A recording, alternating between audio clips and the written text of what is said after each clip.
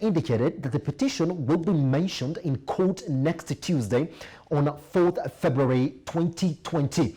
The petition to liquidate East African Cables was filed last week on 22nd January 2020. As of December 2018, the company's current liabilities stood at 4.4 billion shillings, 4 times its current assets, which stood at 1.1 billion shillings. Since 2014, East African Cables has shed nearly 84% of its value.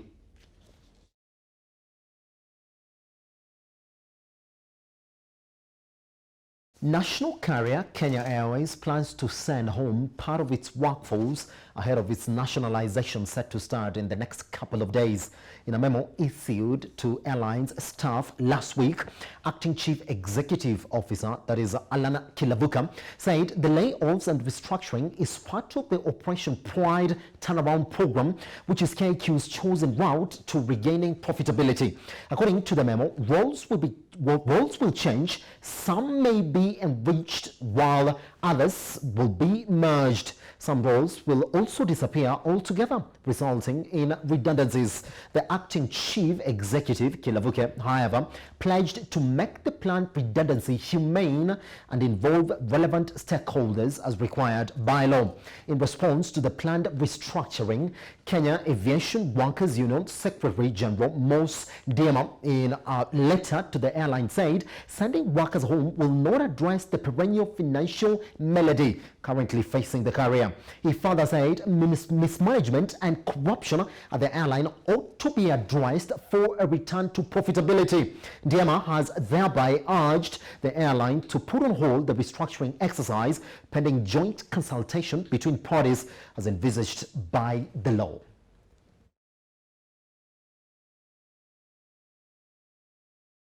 "1,026 non-governmental organizations in Kenya spent nearly 35 billion shillings to implement projects related to the Big Four agenda in the year 2018-2019.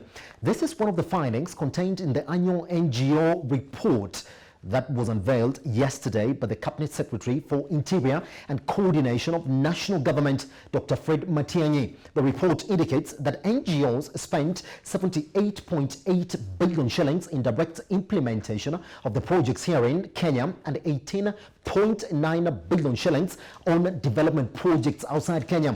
Speaking during the launch, Dr. Matiang'i pledged to expedite the implementation of the Public Benefit Organization Act, which seeks to regulate the activities of NGOs.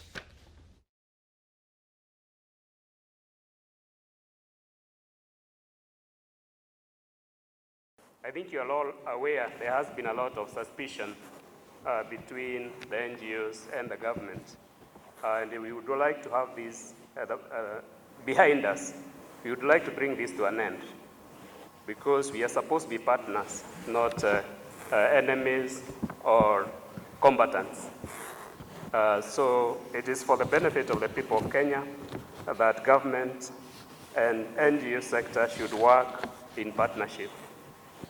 You know, we had issues, and we have worked on this issue of the PPO Act for a while.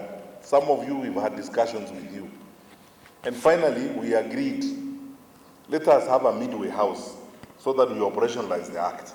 Because we can't continue barricading forever, while our partners in the NGO world are also thinking we are an irresponsible government. The board has now confirmed to me, through the chairman, that they have done and they completed the consultations they were having with the NGOs on the issues we had with the PPO Act. And in consultations with the NSAC, I will shortly gazette the commencement date so that we move forward in that direction. Civil society organizations in the country are pressurizing the government to reopen the formulation of the national debt policy and borrowing framework for more reforms and public participation. Wanjiru Gikonyo, the executive director of the Institute for Social Accountability, says the current debt policy and borrowing framework does not address the need for accountability in how the government borrows and spends borrowed funds. Now, Kenya's current public debt stands at 6.2 trillion shillings and is expected to rise following the raising of the debt ceiling to 9 trillion shillings by Parliament. Honorable Ganga spoke with Wanjiru Gikonyo, the executive director of the Institute for Social Accountability, on why Kenya's national debt policy needs to be reformed. Thank you for making time. Thank you very, very much. Okay, so let us begin with some of the concerns. Debt is not necessarily a bad thing. Some countries have borrowed. Even the president himself said Japan's debt to GDP is really high. However, you're raising concerns about Kenya's debt and Kenya's debt levels. Why is that so? So in Kenya, we have growth that's driven by debt. And ironically, this debt is then, spurring the growth of the economy. So actually, we have debt-driven economic growth, which is unsustainable. The second thing about debt is that where you borrow, the price at which you borrow, and where you invest the money has to be in tandem. The cost of borrowing should not outstrip the gains that you're going to get. So government has been borrowing at higher rates and at shorter intervals, and then investing money in projects like the SGR, which have very long repayment periods of some 30, 40 years. So it's bad investment choices. I think the last big thing, principles of accountable borrowing is that where did the money go? So in what we found is that the expenditure side, the revenue side of our public finance management has adequate safeguards and accountability provisions, but we are having very low compliance. Treasury is not complying, National Assembly is not requiring compliance. The expenditure side still has a black hole because once the money is procured, it is then put into the consolidated fund and spent. So we need to have guidelines around tax. And this is prudent common sense. If you're borrowing, what did you borrow for? And how will I track this money right down to the project? Even if you look at our borrowing patterns, it has really changed. In 2010, you looked at multilateral loans, it was about 60 to 66%. Now it's about 30%. Now, if you look at commercial, it was 4% in 2010.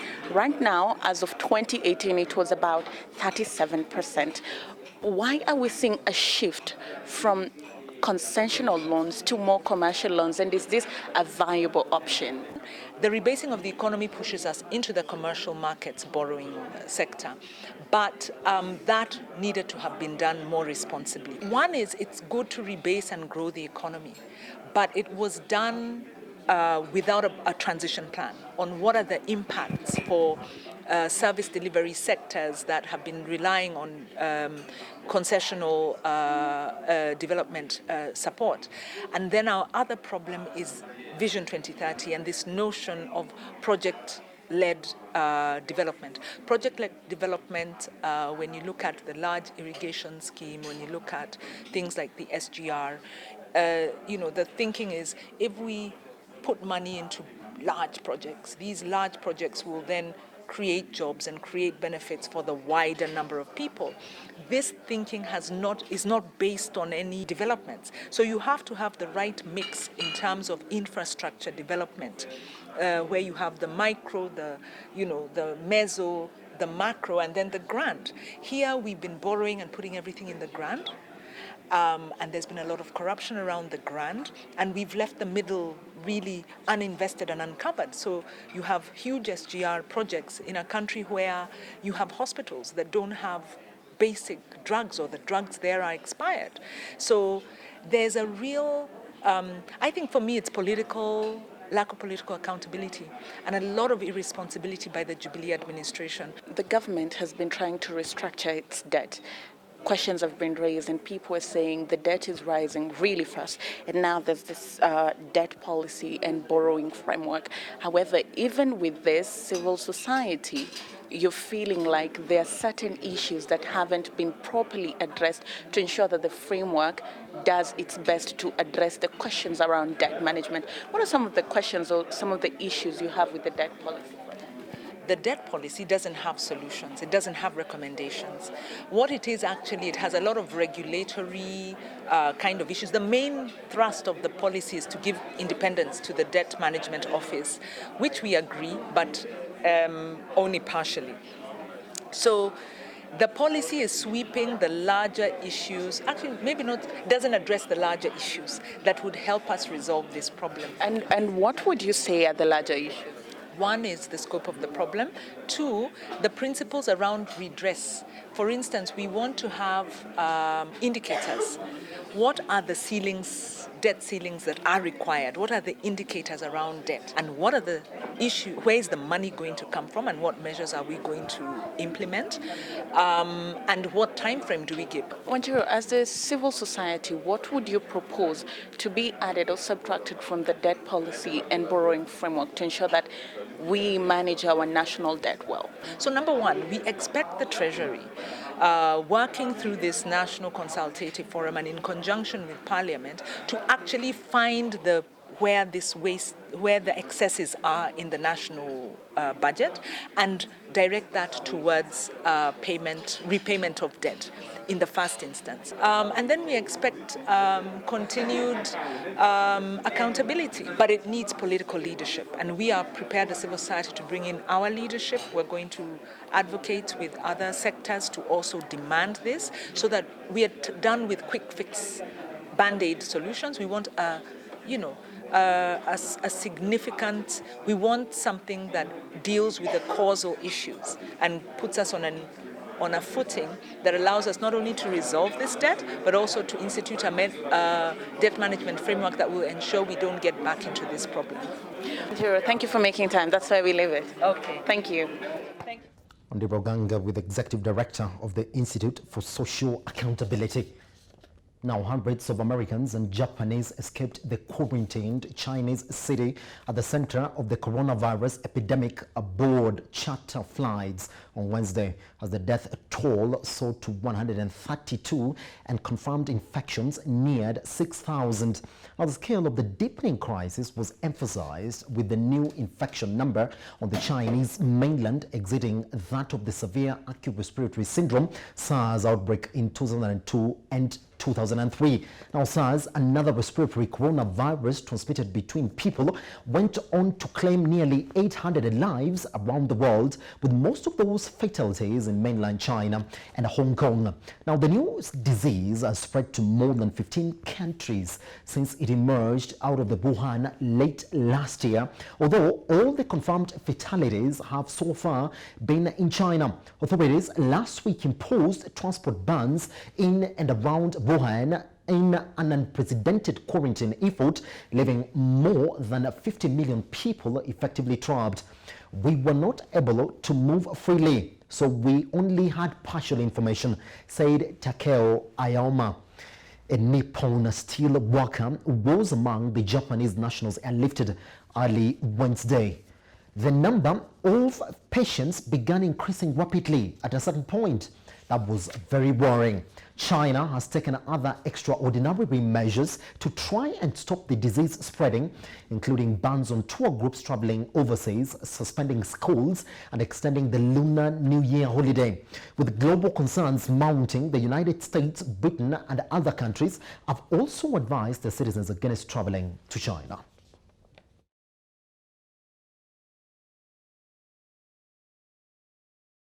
Brexit Day is set to be set in stone Wednesday when the European Parliament in Brussels cast a vote ratifying the terms of Britain's divorce deal from the EU. The historic legislative act, the last for 72 remaining British MPs, who will leave afterwards, will allow Brexit to officially take effect on Friday at 2300 GMT, midnight for most of the continental Europe, and 1100 p.m. And 1100 hours in Britain. Now, British Prime Minister Boris Johnson insists that date will see Brexit done, but the EU underlines that the next thornier phase of the split, working out a treaty to define the future relationship between the two sides, is about to begin. Those negotiations are to go to late this year. At the end of 2020, a transition period easing out Britain out of the EU rules and regulations will expire unless extended by both sides, something Johnson has ruled out. Now, the transition period standstill provision means ordinary Britons and the EU citizens will see little visible change, and indeed London will continue to contribute to the EU budget. But from this weekend onward, Britain will be excluded from the EU's institutions and decision making. It will officially be what the bloc calls a third country, a non-EU state, a close neighbor, and an important trade and security partner, but on the outside of Europe's single market club, reduced to 27 nations and a combined population of 450 million.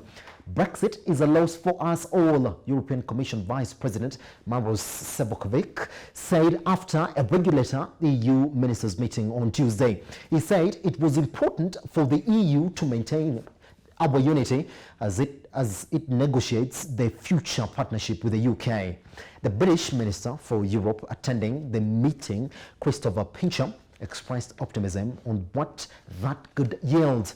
And I quote, "We're looking forward to a very different world and a very different relationship," he said. The divorce deal or withdrawal agreement to be ratified Wednesday protects the rights of EU and British citizens currently residing in each other's territory, Britain's financial obligations, and a customs regime that will keep the UK territory of Northern Ireland largely under European rules. Britain's Johnson and Queen Elizabeth II and Brussels' most senior officials signed off on the accord last week.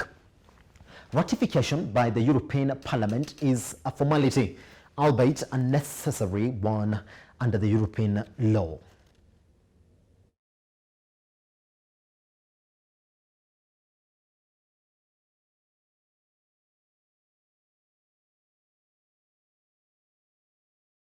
Well, that marks the end of Metropole News at 1. My name is Simba Elijah Schultz. Good afternoon.